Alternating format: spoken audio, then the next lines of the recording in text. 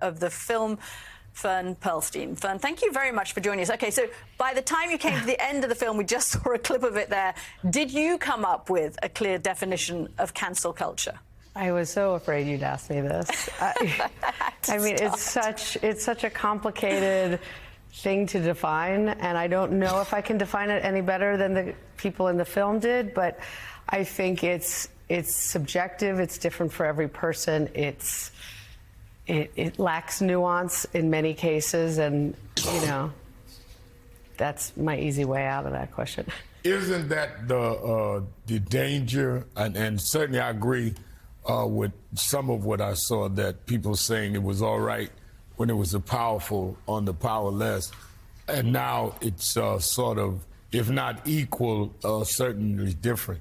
But isn't it a danger that anyone then can jump up and cancel anyone in the name of cancel culture, because this kind of anarchistic use of it can also come around and victimize people?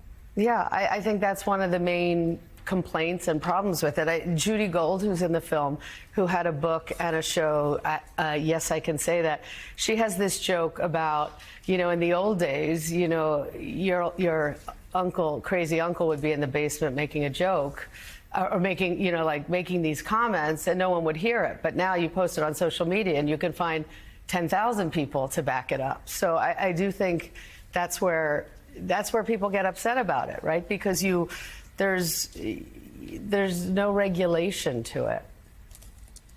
Now, isn't it? I think it's this is such a fascinating topic, and it's so important because we've had this back and forth, and I feel like the pendulum's sort of swinging back now.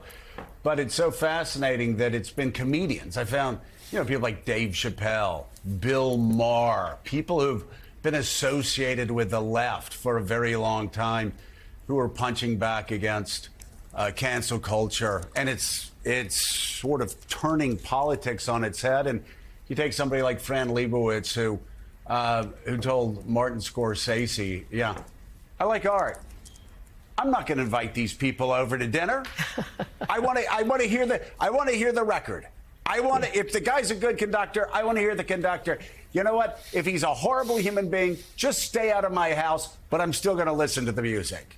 Yeah. Well, we interviewed Ari Melber, and he said in the same way, he said, you know, if somebody has cancer and they go to the doctor who has the cure, they don't say, "Can I look at your tweets?" You know, so, right. You know, there are, you know, where we fall on thinking about, you know, artists, people who are long gone, you know, it's an issue. But, right. You know, cancel culture is very different, I think, with comedians, because with comedians, it's, you know, I think they feel like, I want to be able to say what I want on stage, or I want to be able to try out something on stage, where right. other art forms, you can't do that.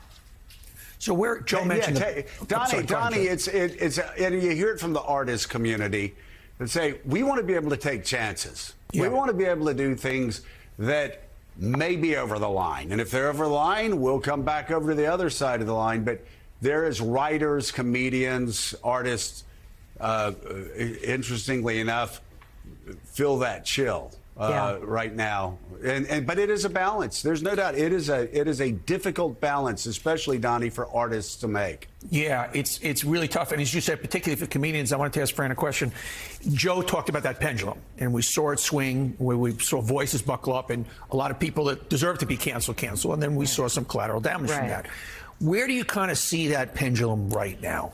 You know, I can't predict, right? Because, you know, there's been canceling going on since the beginning of time. Yeah. You know, but then when, you know, social media became part of it, it took a life of its own. So, you know, so many things would determine that. Like, how will, you know, will it get worse? In some, you know, Loretta Ross in the film, you know, it didn't make it into the film, but she talked about, you know, there are so many good things that come with this mass voice on the internet too. It's just that this is one that can be, you know, negative.